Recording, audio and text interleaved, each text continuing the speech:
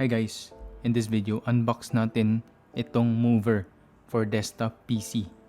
This will be available in our online stores, Lazada and Shopee. Make sure to check the description down below if you guys are interested. Mayroon tayong step by step kung paano i-assemble itong desktop mover. So make sure na sundan nyo lang siya. Thank you guys for watching.